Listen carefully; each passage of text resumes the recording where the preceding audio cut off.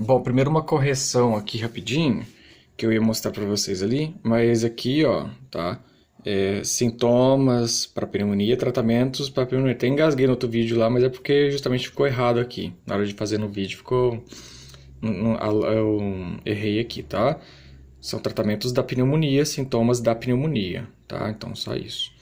Agora, voltando aqui, questão do fluxograma. Isso aqui eu montei um fluxograma de fechamento, tá? Isso aqui é depois de você ter pesquisado tudo, você vai até a ideia é que você chegue nesse ponto aqui, ó, que você consiga com as suas perguntas chegar, né, a entender tudo isso aqui. Então, como é que é, por exemplo, critérios de gravidade, se interna ou não interna, né?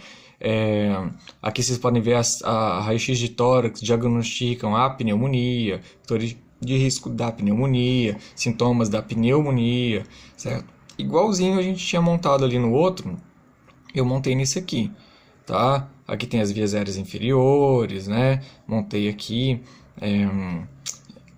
com a asma, com outras doenças. Então, assim, basicamente essa ideia de um de fechamento, tá? Não é de abertura, vocês vão fazer um de abertura lá. Então é bem mais simples, é mais próximo disso aqui, ó, como eu estava fazendo aqui, com uma pequena linha de raciocínio, tal. Só para vocês terem ideia de aonde isso aqui, a ideia dele é chegar, tá? Mas isso aqui não é para o fechamento de vocês.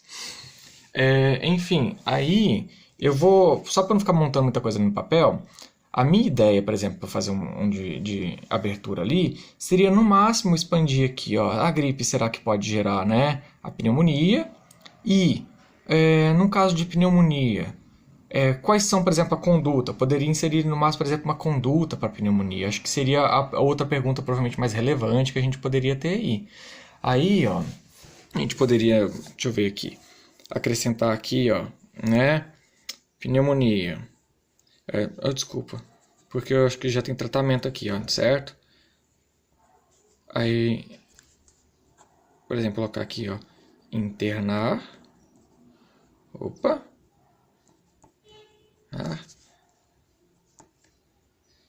Aí, a gente já tem aqui duas dúvidas que a gente sabe que, vamos supor que não tivesse sido esclarecido nas nossas tutorias, tá? Tem que lembrar disso. Se já foi esclarecido na tutoria, você só não lembra naquele momento, não é uma dúvida, não é uma dúvida que você está sanando, é uma dúvida que você tem aí que você não estudou, não lembrou, tem um branco, tá? Vai ter uma coisa nova lá para você pesquisar, tá? Então você vai pensar, vai ver aquilo que vai faltar, né? Vamos supor que isso aqui você não tivesse, que fosse uma abertura, isso aqui se não tivesse, fosse uma abertura. Aí você vai criar lá a pergunta número 1, pergunta número 2. Agora vem a técnica que eu gosto de usar para fazer perguntas, tá? O que acontece?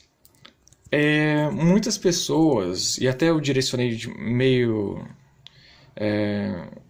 eu direcionei mais do que eu gostaria aqui nesse fluxograma, mas muitas pessoas gostam de procurar exatamente a pergunta certinha e nem sempre você vai encontrar ela. Às vezes é melhor você fazer uma pergunta que a gente chama de pergunta composta. Essa pergunta composta, ela não é feita, jamais ela é feita com ABCD, 1, 2, 3, 4, isso é proibido, tá? Mas, por exemplo, aqui, falei de gripe e pneumonia, certo?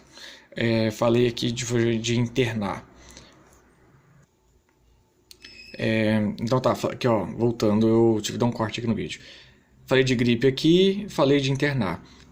Bom, vamos lá. Não vou escrever aqui, mas só no áudio vocês já vão entender.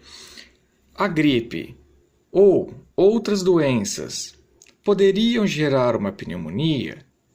E nestes casos, ó, continuei na mesma pergunta. E nestes casos, a melhor conduta seria internar ou não internar? Ponto de interrogação. Eu já abarquei tudo isso aqui, ó. Você entendeu a ideia?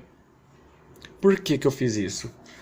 Porque por mais que a gente monte um fluxograma muito bonitinho assim, nem sempre a gente capta todas as ideias que estão que é aquilo que os tutores querem. Às vezes eles estão muito mais focando em alguma coisa dos sintomas e que a gente não deu atenção. Isso pode ocorrer porque a gente está na correria, tá na nossa linha de raciocínio não chegou lá, né? Então eu gosto de tentar matar duas perguntas em uma pergunta. Então, beleza. Perguntei se a gripe ou outras doenças podem gerar pneumonia, e nestes casos, lembrando sempre de conectar, tá? Não fazer uma pergunta seguida da outra. E nesses casos, se a conduta correta, qual seria a conduta correta de tratamento, certo? Aí eu poderia colocar na frente se eu quisesse internar ou não internar. Já matei aí, ok? E aí não, quero saber, já que eu já matei tudo isso aqui, vou pensar numa outra coisa. Uma das coisas que chama atenção aqui no texto é que a criança, por exemplo, aqui, ó, deixa eu achar onde ele coloca aqui, mas ele fala que ela é uma criança rígida, certo? Saudável. Sempre foi uma criança rígida.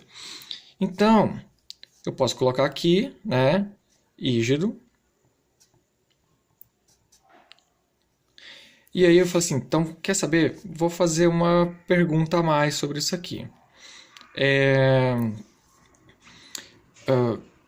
Qual, por exemplo, na questão em ser rígido, quais que são os sintomas que poderiam ser encontrados num caso de pneumonia?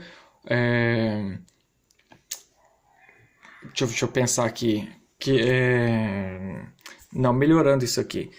A rigidez, ela é um dos sintomas que podem ser encontrados na pneumonia. E como isso pode diferenciar de outros diagnósticos de doenças respiratórias? Entendeu a ideia? Eu peguei o rígido, peguei a questão dos sintomas, peguei a pneumonia e ainda fiz a questão de um diagnóstico diferencial com outras doenças. O que é a ideia? Juntar o máximo possível desse fluxograma. Então, peguei quase tudo que tem aqui, peguei quase tudo que tem aqui, e joguei quase tudo que tinha acima na pergunta número 1, peguei quase tudo que tinha abaixo numa pergunta número 2. Vocês viram que eu fiz isso rápido até, tipo, não é tão complicado. A ideia é usar bastantes verbos, usar bastantes conectores, para vocês conseguirem juntar uma coisa na outra e jogar aqui. E lembrar sempre, né? Não pode botar um ponto de interrogação e continuar uma outra pergunta na frente. Em letra A, B, C, D, nem 1, 2, 3, 4, que já fizeram isso, tá? Teve aluno lá na nossa sala que fez isso aí zeram. Simplesmente zeram, tá? Mas se usar esses conectores, eu sempre usei e nunca deu problema, né?